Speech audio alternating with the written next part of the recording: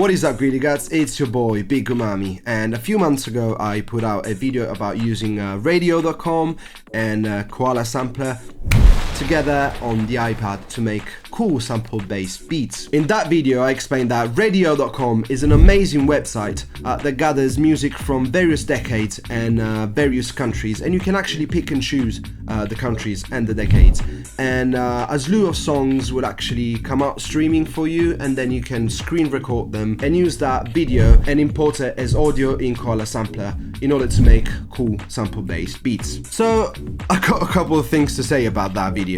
First of all, thanks for watching, it's always appreciated. Please like and subscribe and all that bullshit, whatever. And the second thing is, and it might be a bit fiery for you, but as John Wayne so aptly put it on Twitter a couple of weeks ago, some of y'all are really weird about sampling. I had some people saying that I was blowing up the digging spot for views, some other that I was ruining sampling forever, and my personal favorite was a comment that was deleted later by the author saying that I was once again stealing music from the original creators and that I should go f myself. To which I responded, "Oh man, it looks like you're really upset about this video, but wait until you hear about this brand new genre called hip-hop." So if my position is not clear yet, let me just clarify it for you real quick. It is 2023, sampling should be a legitimate art form. You should be able to sample from everywhere, anywhere, I don't care. VHS, YouTube, cassettes, vinyls, people in a crowded place, I don't give a Third, you can't really blow up a digging spot that's completely free and open to use and it's got thousands and thousands and thousands of users already. That's just some gatekeeping bullshit, which I'm not here for. But anyway, all of those comments from people seemingly stuck in 1994 are really pulled at my heartstrings, and I was sad and I was confused and I felt really attacked. So I decided to make yet another video about Koala, this time sampling. Would you look at that? An actual vinyl. See what you made me do? I had to go to the vinyl shop, I had to touch dirty vinyls and pay with dirty cash and talk to people. Please look at this disclaimer. I am joking. I'm not being serial. I love vinyls and all forms of sampling. I actually have a series called Vinyl Roulette, which you can check out right here or down in the comment section below. Please stop gatekeeping and please stop being so weird about sampling. Anyway, all kidding aside, I thought to myself, well, it's very easy to sample from within the iPad or the iOS device or Android device or whatever. You just, like screen record and import the video and blah blah blah. But it's not super straightforward to actually sample from an external source. And so I'm taking this chance to actually make a tutorial to show you how to set it all up and what kind of equipment you're gonna need and all of that. And so without any further ado, let's get into it. So, the only piece of gear you're actually going to need for this one is a sound interface for mobile devices. Whether it is an Android device or an iOS device you're using Koala Sampler on, you're going to need something to actually get the audio input in. So this will do the job. So this is a Go Twin by TC Helicon, which is pretty much the same product as the IK Multimedia iRig 2, but I believe this is much cheaper and that's the reason why I've got it. This video is not sponsored by them at all. I just happen to use this one and find it quite useful, and it never crapped out on me, and yeah, I'm pretty okay with it. So the first thing that we're gonna notice is that you have a stereo input, whether it's line input or XLR, because you can use this to record line level signals such as like samplers, synthesizers, etc., or you can actually use XLRs. You can use microphones, you can turn the gain up, and on the side you also have a phantom power for condenser microphones. Cool. So speaking of input levels, make sure that your vinyl player either is a modern one which has a line level output, or if your vinyl player is quite old, you're gonna need a phono to line converter, because this audio interface, as with most audio interfaces, actually they don't support phono level audio inputs. So It's either line level or XLR. Anyway, moving on. If we switch to this side, we have a stereo output, the overall volume, and then we have the phantom power for external condenser microphones. On this side of things, we have a very important section, which is the direct monitoring, which is very important for this. When you're recording an external input, you have to monitor it first, and especially on Koala, when you only listen to what you're recording while you're pressing the button and recording. This is very important to actually preview what you're actually listening to. So I probably shouldn't say preview, I should say pre-listen, but you get the gist. And this is the level of the headphones. And so basically when you're sampling, you need to switch this on and the level should be up. You can monitor it with headphones. On this side of the interface, we're gonna find MIDI in and out and DC in. We don't need MIDI, and also we don't need DC because we actually have some batteries in here. I put some rechargeable batteries. Actually, when I connect this to my iPad Pro, I actually don't need batteries because I think the iPad Pro is fully capable of actually giving it some power. So, but you know, that might change for your particular device. You might have a phone. Anyway, in order to connect it with your device, this comes with a USB mini, I guess, type connection. It's this one, and you plug it right here. And then on the other side, you have a regular USB connection, which you're definitely gonna need an adapter for, and depending on your device. If you have a modern, Android, you're probably gonna have a USB-C. If you have a iPad Pro, you're also gonna need a USB-C, and anything else for an iPhone, you're probably gonna need a Lightning connector. But in this video, I'm actually using my iPad Pro, and I have this nice, my nice USB adapter. So this is pretty much all we're gonna need, and I'm gonna connect this to my iPad right now. Boom, as you can see, right when I connected it, it already started. I'm gonna connect my vinyl player to the inputs of the sound card, and we should be good to go. We should be ready. And once again, please, when you're sampling from vinyl and using an external audio interface to sample into your iPad or iPhone or Android device or whatever, make sure that your vinyl player is either a modern one that supports direct line output, or if it's phono output only, make sure that you buy a converter, a phono to line converter. Otherwise, the audio signal won't be powerful enough for the audio interface to actually pick it up. And so without further ado, let's go and sample something, yeah?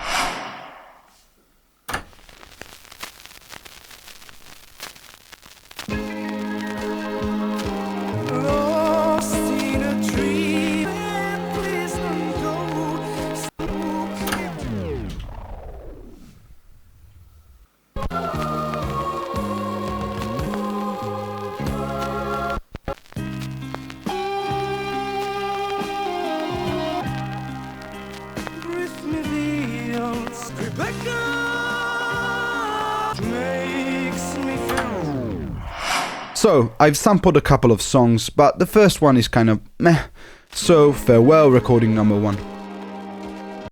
Now, on the other hand, the second one is promising. I think I'm gonna transform it into a hip-hop beat. And the first thing that I wanna do is adjust the pitch. And that's for 2 reasons. First of all, it sounds pretty cool, and secondly, I wanna try and match the pitch and tempo to what will end up being the BPM of the song. 93, which is a good tempo for hip-hop in my opinion.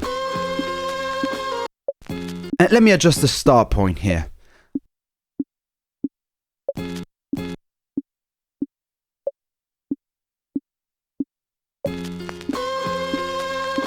I think that's close enough. I do have the Samurai edition of Koala, which includes many cool features such as an EQ, time stretch and slicing. I'm gonna take advantage of that, starting with the EQ. I'm gonna cut a few low frequencies, and that will help me later on to achieve some more clarity in the mix. Now we really want to find a few good bars to cut up into slices. I'm gonna copy the entire pad And on this new pad, I'm gonna move the starting point right here. I know it says Rebecca, but I'm gonna cut right on the kick where it basically says Becca. Let's adjust the ending a bit. Cool. And at this point, I'm gonna go into Tools and tap on Auto Chop. I'm gonna select Equal and turn the number of slices to 16.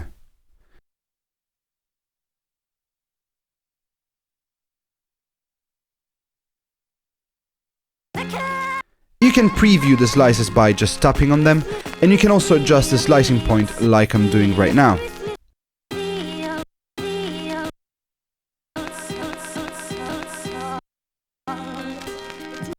Now that my slices are done, I'm gonna select Keep Original, Choke Group 1, select One Shot Yes, and let's chop this. Good. So these are our slices. And usually when I cut up 16 slices exactly, I like to just keep them all contained in one bank. So I'm gonna move them all to bank B. Cool, so now that our slices are tightly and neatly contained into just one bank, I think we can actually start playing with them. And when I do that, I usually like to switch to the sequence window because sometimes in sample mode, you can drag samples around and move them in the bin by mistake, and we don't want that.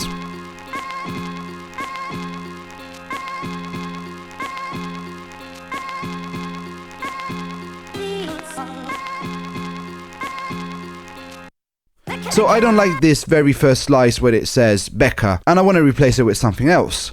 Fortunately, there is a little snippet at the beginning, this one right before the guitar solo starts, and we're gonna be really precise with our cut. These are the same notes as Becca, but without the vocals.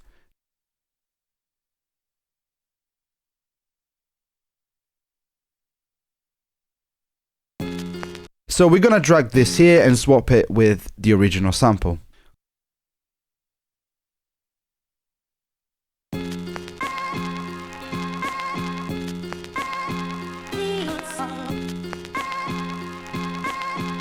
Cool. And before we record this, let me just load some drums and make a simple beat. And to do that, we need to go to the sample page, switch this button to import, and the file explorer will pop up. The samples that I'm gonna import are all part of my Big Umami Bombs Volume 1 sample pack. You can see right here there are a lot of sounds, 192 to be precise. You can find this sample pack on my website, bigumami.com. Cool, I'm gonna choose a kick now. I like this one, and one cool thing that you can do in Koala is actually stacking sounds together. I'm gonna copy this over here, and this other one on top of that, and a window will pop up, and you can choose Mix. And this is the result. Great. Anyway, after loading some more drum sounds from my Bombs library, let's lay down a simple beat.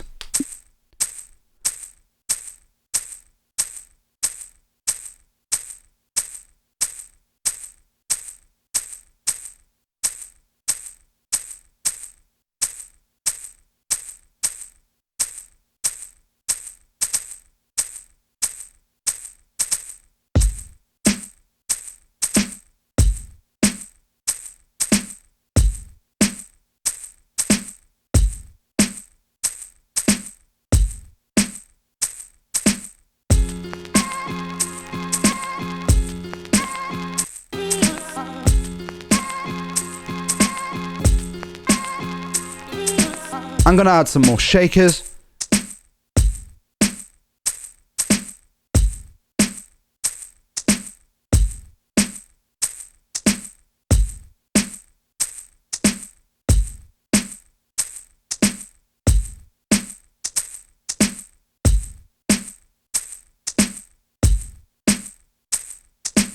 And an extra kick.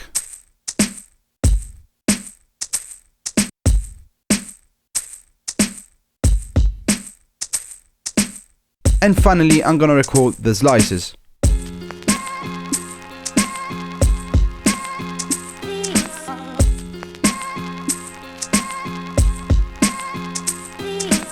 I'm gonna add more percussions from my Big Umami Bombs pack. And on this particular shaker, I'm gonna add some delay. And I'm gonna resample just this one particular sound with all the effects on in order to use it in the sequence.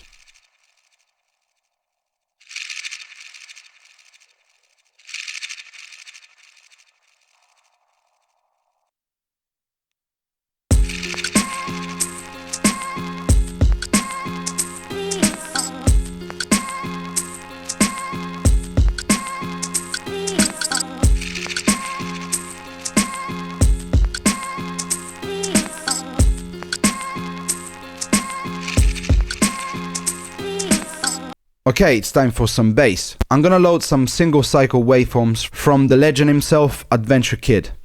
I made a whole video about single cycle waveforms and how they turn samplers into synths. You can catch it in the top right hand corner right now. I'm gonna switch to the keyboard mode.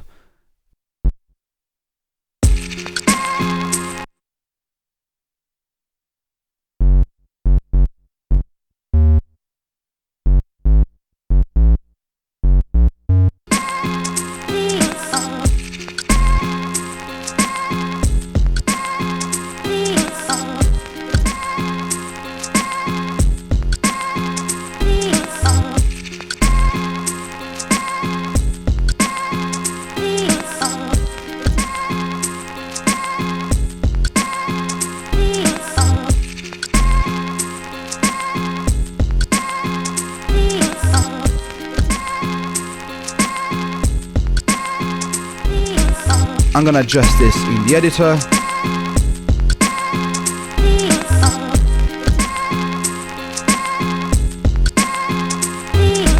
Very well, and the last thing that I want to do is to create some variations. I like this synth sound that comes every once in a while. There is also a nice vocal chop from my female voice right here. And lastly, I really like this nice phrase that resolves back to the initial chord.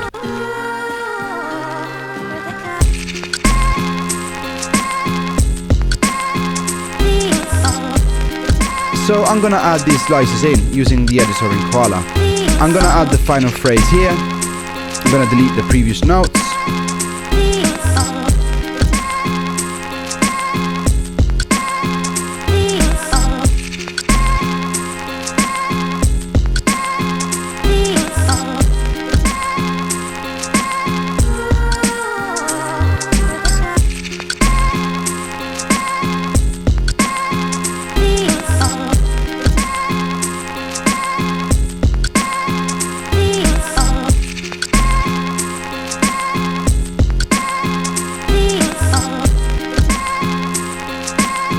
I'm gonna add the synth sound right here.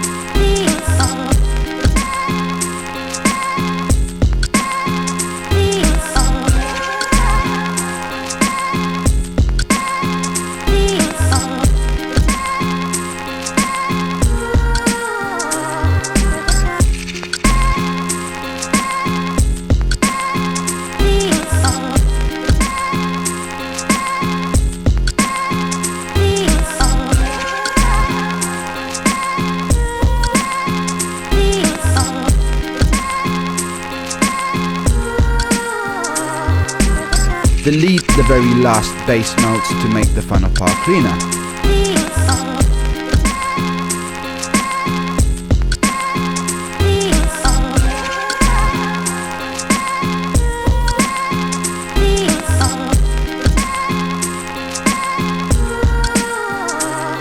And this is it.